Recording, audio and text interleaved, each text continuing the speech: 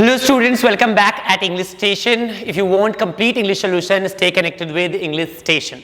Love you guys. जैसा कि आपको पता है कि मैं बात कर रहा हूँ कंप्लीट इंग्लिश ग्रामर सिलेबस की, जो कि स्पेशली है बिहार बोर्ड 2024 12th बोर्ड के लिए।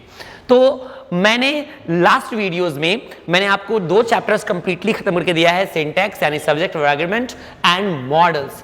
आशा करता हूं कि आपको वीडियोस बहुत पसंद आ रहे होंगे और आपने सारे वीडियोस को प्रॉपरली देखा भी होगा।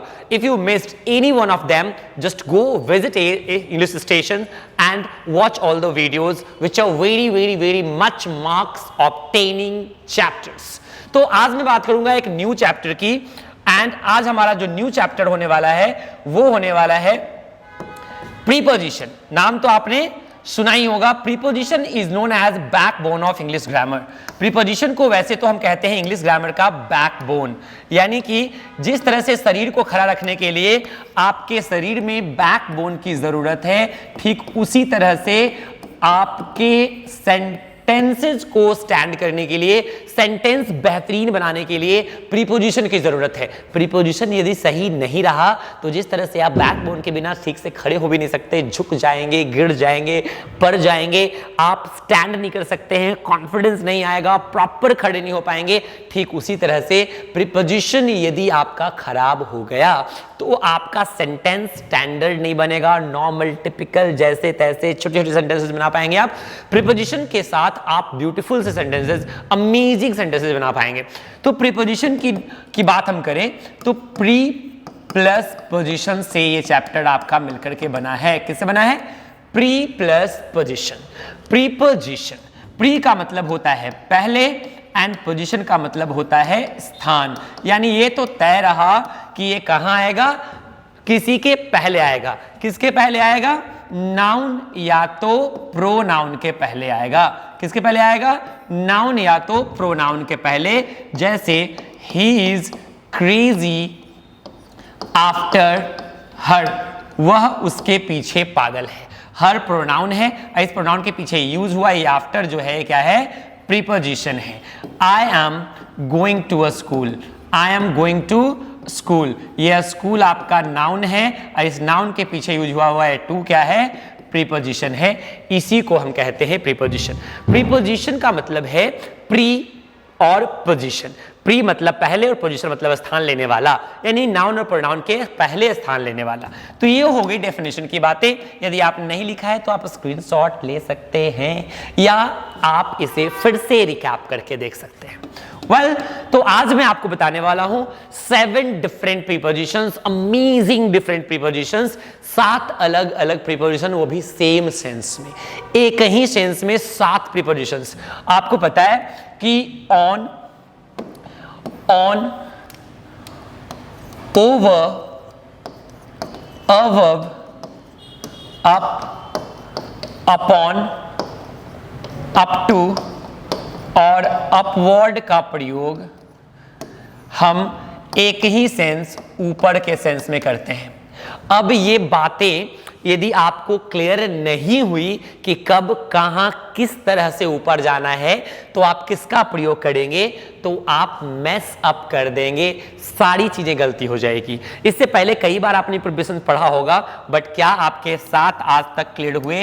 यदि नहीं हुए तो आज की इस वीडियो में ये 7 के साथ क्लियर हो जाएंगे आपके। जरा गौर फरमाएं। तो ध्यान से मैं पूरा एक्सप्लेन कर रहा हूं।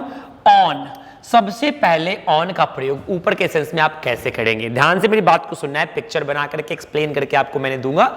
जब कोई व्यक्ति या वस्तु किसी व्यक्ति या वस्तु के ऊपर हो, नीचे वाले से सटा हो, समझ रहे ना आप? जब कोई व्यक्ति या वस्तु किसी व्यक्ति या वस्तु के ऊपर हो और नीचे वाले से क्या हो? सटा हुआ हो। जैसे, वैसे तो हमारा आर्ट एंड क्राफ्ट बिल्कुल सही नहीं है, मैं बता दूं आपको, नहीं मगर फिर भी मैं आपको पिक्चर बना करके दिखाने की कोशिश करता हूं। सपोज करिए कि ये आपका टेबल है, जिसको आप डाइनिंग टेबल कहते हैं या स्क्वायर टेबल, जो भी आप कह लें। नहीं, इसके ऊपर जो है एक रखा गया है कप। क्या रख दिया गया है? कप। कैसे बनाए भाई? तो ये हो गया आपका कप, ये हो गया आपका कप। कप में चाय रखा हुआ है, देख सकते हैं आप। नहीं तो आप देख रहे हैं कि एक कप ऑन द टेबल सटा हुआ है। तो जब कोई चीज ऊपर वाला वस्तु नीचे वाले से सट जाए, ऊपर वाला वस्तु नीचे वाले से सट जाए, नीचे वाले से सटा हो, तो हम किसका इस्तेमाल करेंगे? ऑन का प्रयोग करेंगे। The cup is on the table, the cup is on the table. समझ में आ गई बात आपको, पिक्चर से भी और हिंदी एक्सप्लेनेशन से भी। तो जब कोई वस्तु किसी अन्य वस्तु के ऊपर हो और नीचे वाले से वो क्या हो जाए? सट जाए, तो उस सिचुएशन में हम क्या मानेंगे? ऑन का प्रयोग। अब देखिए ओवर का प्रयोग। ओवर को समझने के लिए आप ये पिक्चर समझिए, नहीं थोड़ा कॉम्प्लिकेटेड होगा आपको समझना, मेरी आर्ट एंड क्राफ्ट बहुत अच्छी है। तो ये है आपका ब्रिज, ये है मेरा ब्रिज आप ये कह लो, नहीं, और नीचे से बह रही है नदी। वैसे पानी कलरलेस होता है तो वाइट से हम बनाते हैं। ये है आपका पानी, ये ओवर ब्रिज से बह रहा है। नहीं तो नदी के ऊपर क्या है? ये ब्रिज है। तो दौड़ से घेर ले, घेरे हुए ना दौड़ से। तो जब ऊपर वाला वस्तु नीचे वाले को कम से कम दो ओर से घेर ले, कम से कम दो ओर से घेर ले, दो ओर से घेरे हो, तो हम लगाएंगे क्या? ओवर। जैसे the bridge is over the river, over the river. कम से कम दो ओर से घेरे हुए होना चाहिए, ज्यादा से ज्यादा चारों ओर से भी हो सकता है। जैसे छाता होता है, छाता क्या करता है? आपको चारों ओर से कवर करता है, पैक नहीं होना चाहिए। तो the umbrella is over our head बोलेंगे, the bridge is over the head river बोलेंगे, इसलिए इसको ओवर ब्रिज भी हम बोलते हैं। क्या बोलते हैं? ओवर ब्रिज भी हम बोलते हैं। नहीं, क्योंकि वो नदी को दो ओर से अपने पिलर से घेर लेता है। तो क्या मैंने बताया? जब कोई ऑब्जेक्ट किसी दूसरे ऑब्जेक्ट के ऊपर सट गया हो तो ऑन, जब दो ओर से घेर लिया हो तो ओवर। समझ में तो आ ही रहा होगा आपको, नहीं एकदम बेहतरीन है। मगर जब कोई ऑब्जेक्ट ऊपर में हो और नीचे वाले वस्तु से कोई टच में ना हो, नीचे वाले वस्तु से कोई टच में ना हो, ये पंखा है 4 विंग्स वाला, नहीं ध्यान रखिएगा। तो जब पंखा ऊपर घूम रहा है, आदमी नीचे बैठा है, ना सटा हुआ है ना घिरा हुआ है, तो the fan is moving, the fan is moving above my head, the fan is moving above our head। तो ध्यान रखेंगे, जब दोनों वस्तु स्वतंत्र हो, जब दोनों क्या हो? वस्तु स्वतंत्र हो, फ्री हो, कोई भी टच नहीं किया हो, ना घिरा हुआ हो। समझ में आ रही बात? तो ऑन, ओवर और अबव आपका क्या हो गया? क्लियर। ये 3 चीजें फिर से हाईलाइट करिए। जब वस्तु सट गया तो ऑन, जब दो ओर से घेर लिया तो ओवर, जब दोनों इंडिपेंडेंट हो, स्वतंत्र हो तो अबव। मगर जब आप किसी चीज पे स्टेप बाय स्टेप क्या कर रहे हैं? चढ़ रहे हैं। क्या कर रहे हैं? चढ़ रहे हैं। जैसे पहाड़ पे आप चढ़ते हैं स्टेप बाय स्टेप, तो यहां हम लिखते हैं अप। जैसे छत पे चढ़ते हैं, जैसे पेड़ पे चढ़ते हैं, तो किसी चीज पे चढ़ रहे हैं, जा रहे हैं।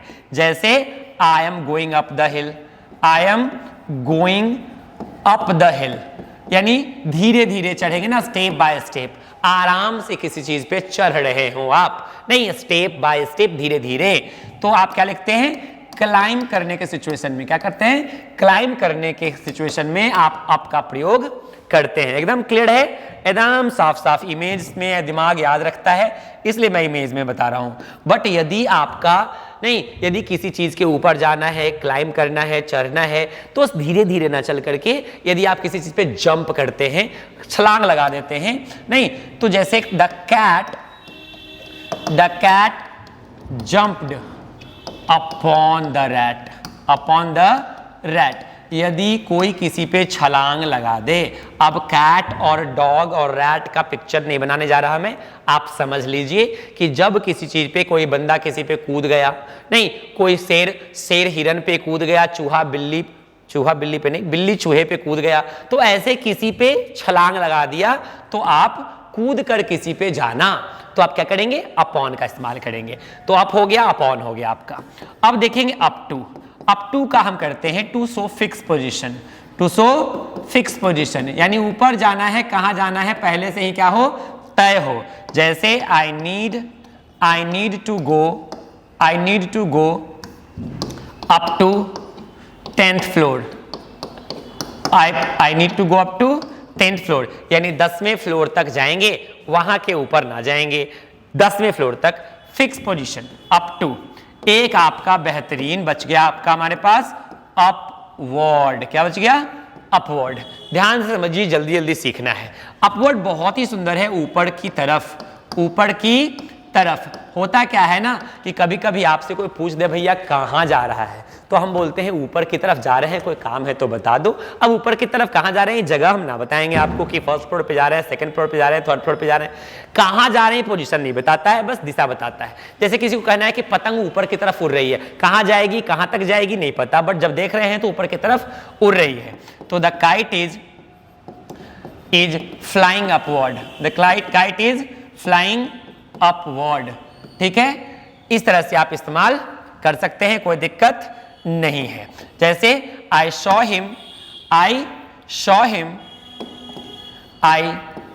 हिम गोइंग अपवर्ड, मैंने उसे कहां देखा, अपवर्ड जाते हुए देखा। अब कहां गया है, कौन से फ्लोर पे गया है, आई डोंट नो।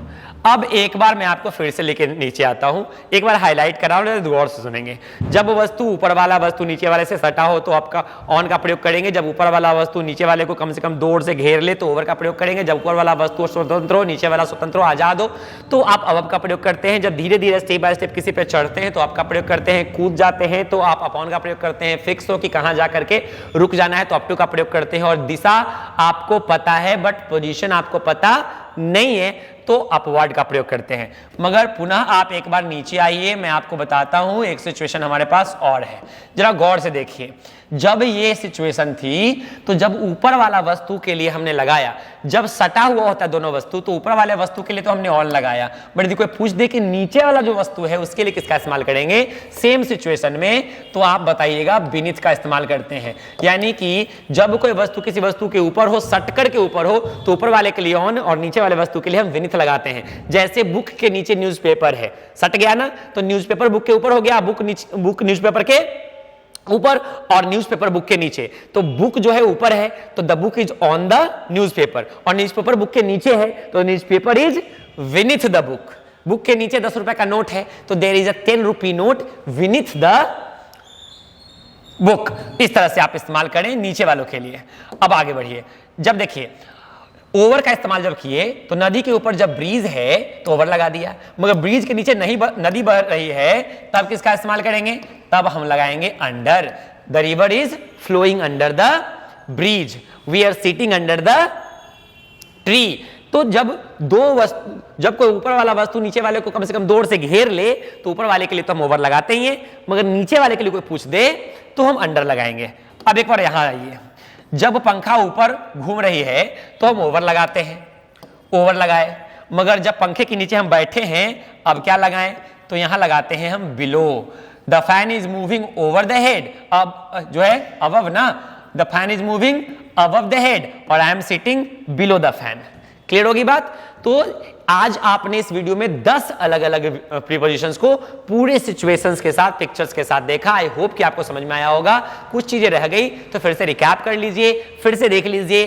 कोई प्रॉब्लम हो कमेंट बॉक्स में अपने अधिकारों का पूर्ण प्रयोग करें, दिक्कत हो तो मुझे फोन नंबर पे फोन करें, मैंने आपको दिया हुआ है फर्स्ट लेक्चर वीडियो में। आप स्टे कनेक्टेड रहे इंग्लिश स्टेशन से सारी प्रॉब्लम सॉल्व करने के लिए, मैक्सिमम मार्क्स अपडेट करने के लिए। Till then love you, bye bye, see you in the next video.